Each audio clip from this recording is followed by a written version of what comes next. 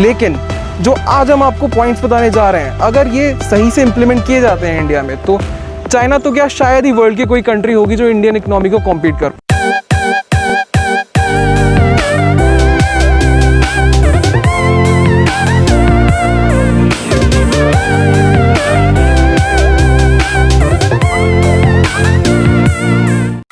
Recently India ने 1000 global companies को approach किया है जो अपनी मैन्युफैक्चरिंग यूनिट्स को चाइना से किसी और कंट्री में शिफ्ट करने के बारे में सोच रही हैं। इनमें से 300 कंपनीज ऐसी भी हैं जो बहुत एक्टिवली प्लान कर रही हैं कि वो अपनी मैन्युफैक्चरिंग यूनिट्स को चाइना से इंडिया शिफ्ट करेंगे।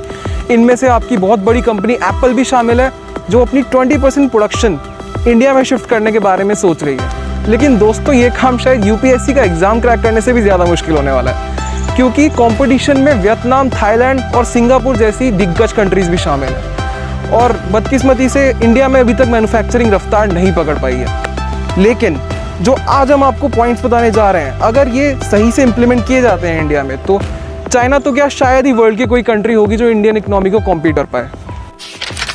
दोस्तों, किसी भी कंट्री में मैन्युफैक्चरिंग स्टार्ट करने के लिए उसका इंफ्रास्ट्रक्चर अच्छा होना बहुत ज़रूरी है, जैसे हाई क्वालिटी पोर्ट्स, हाईवेज, ताकि किसी भी प्रोडक्ट को एक जगह से दूसरी जगह लेके जाया जा सके और फैक्ट्रीज अपना ज़्यादा से ज़्यादा आउटपुट दे सके।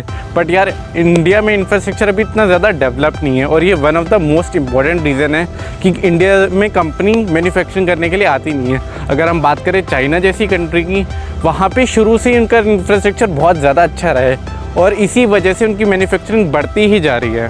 किसी भी फैक्ट्री की प्रोडक्टिविटी मैक्सिमम करने के लिए बहुत ज़्यादा ज़रूरी है कि उसकी वर्कफोर्स हाईली स्किल्ड हो। फॉर एग्जांपल, अगर आपका कोई बिजनेस है तो आप उन्हीं लोगों को काम पे रखोगे जिन्हें वो काम करना सबसे अच्छे तरीके से आता है। अनफॉर्चुनेटली, भले ही इंडिया की पॉपुलेशन 2030 तक 60% 30 साल से नीचे की होगी, लेकिन हमारे कॉलेजेस और वोकेशनल प्रोग्राम्स आज भी हाईली क्वालिफाइड प्रोफेशनल्स बनाने में असमर्थ रहते हैं, जिसकी वजह से कंपनी को लो स्किल्ड लेबर रखनी पड़ती है और उन्हें प्रोडक्शन शॉर्टेजेस झेलने पड़ जाते हैं। रेस्टोरेंट ओपन करता हूँ तो मुझे 26 लाइसेंस को अप्रूव करवाना पड़ेगा और हर एक लाइसेंस के लिए मुझे 45 डॉक्यूमेंट्स को सबमिट करवाना पड़ेगा।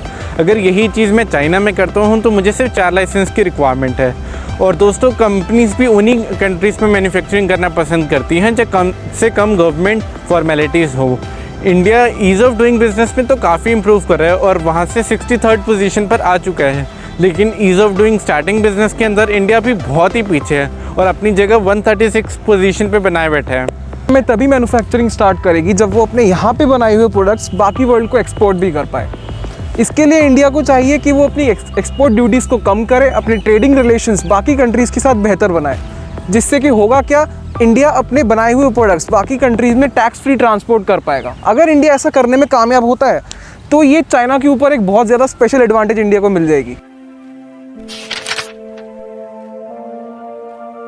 मार्केट साइज वर्ल्ड का सबसे बड़ा मार्केट है। अगर कोई भी कंट्री इंडिया में मैन्युफैक्चरिंग करना चाहती है तो उसे पूरा का पूरा इंडियन मार्केट मिल जाएगा विदाउट एनी कस्टम एक्सेस के, और ये सबसे बड़ी अपॉर्चुनिटी है। अगर कल हम इसी एडवांटेज जिसके साथ चलें तो भी चाइना या कोई भी साउथ एशियन कंट्री होगी उसके सारे एडवांटेजेस को पीछे छोड़ सकता है। अगर कोई भी कंपनी है जो इंडिया में मैन्युफैक्चरिंग करना चाहती है, ये उसके लिए सबसे बड़ी चीज़ होगी। बीते कुछ सालों में हमने देखा है कि इंडियन गवर्नमेंट ने कुछ बेहतरीन रिफॉर्म्स किए हैं, जैसे कि कॉर्पोरेट टैक्सेस को कम करना और आज की जैसे हमने देखा कि कंपनीज़ को अप्रोच करना। ये सभी स्टेप्स इन राइट डायरेक्शन है और ये दिखाता है कि इंडियन गवर्नमेंट इंटेंडेड है इंडिया के अंदर मैन्युफैक्चरिंग को बढ़ाने के लिए, और ये बहुत सबसे पहला और मोस्ट इंपॉर्टेंट स्टेप है किसी भी कंट्री में मैन्युफैक्चरिंग स्टार्ट करने के लिए। तो ये बहुत अच्छी न्यूज़ है इंडिया के लिए। अगर इंडिया की लेबर वेजेस की, ये चाइना या किसी भी डेवलप्ड कंट्री से काफ़ी कम है।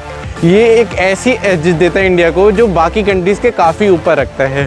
कंपनीज अगर इंडिया में आती है तो यार उन्हें अपनी एम्प्लॉयज़ की सैलरी पे कोई खर्चा करने की ज़रूरत नहीं है, अगर होगा भी तो कम से कम कंपेयर करें अगर बाकी कंट्रीज से। ये एक ऐसा रीज़न है कि इंडिया का तो मतलब इंडिया में किसी भी कंपनी को आने में कोई दिक्कत नहीं होनी चाहिए और इनके लिए बहुत बड़ी चीज़ है ये। गाइस, ये एक इंडियन गवर्नमेंट द्वारा स्टार्ट किया गया प्रोग्राम है जिसके लिए 102 लाख करोड़ अलॉट किए गए हैं। इसमें उन सभी प्रोजेक्ट्स की लिस्ट है जो इंडिया के इंफ्रास्ट्रक्चर डेवलपमेंट में आगे 2025 तक यूज़ होने वाले हैं। इसका मकसद इंडिया के अंदर इंफ्रास्ट्रक्चरल क्वालिटी को एक्सटेंसिवली बढ़ाना और इसे इम्प्रूव करना। अगर ये इंडिया के अंदर अच्छे से इम्प्लीमेंट किया जाता है तो इंडिया को अपना इंफ्रास्ट्रक्चरल बैरियर ओवरकम करने में बहुत ज़्यादा मदद मिलेगी। चाइना ने खुद को मैन्युफैक्चरिंग में स्ट्रॉन्ग बनाया तो इंडिया ने आईटी में। इंडिया को आज भी वर्ल्ड की सॉफ्टवेयर कैपिटल कहा जाता है और ये एक ऐसा स्पेशल एडवांटेज है जो इंडिया को चाइना के काफ़ी ऊपर रखता है। अगर मैन्युफैक्चरर यूनिट्स चाहें तो इंडिया के आईटी सर्विसेज को यूज़ करके अपने ऑपरेशंस को बेहतर बना सकती हैं और इससे उनकी प्रोडक्टिविटी पे भी एक पॉजिटिव इम्पैक्ट पड़ेगा। इंडिया में मैन्युफैक्चरिंग का सबसे बड़ा एग्जांपल है Samsung manufacturing unit in Noida. इसका 30% प्रोडक्ट बाकी कंट्रीज़ में एक्सपोर्ट भी किया जाता है और ये बहुत बड़ा एग्जांपल है उन कंपनीज़ के लिए जो इंडिया में इन्वेस्ट करना चाहती हैं, ये दिखाते हुए कि इंडिया में भी लार्ज स्केल और हाईटेक मैन्युफैक्चरिंग की जा सकती है।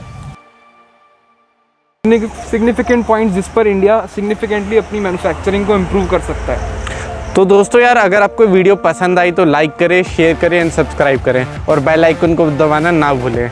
और ऊपर पोल में बताना हमें ना भूलें कि आपको क्या लगता है कौन सी ईयर तक इंडिया चाइना को ओवरकम कर जाएगा मैन्युफैक्चरिंग।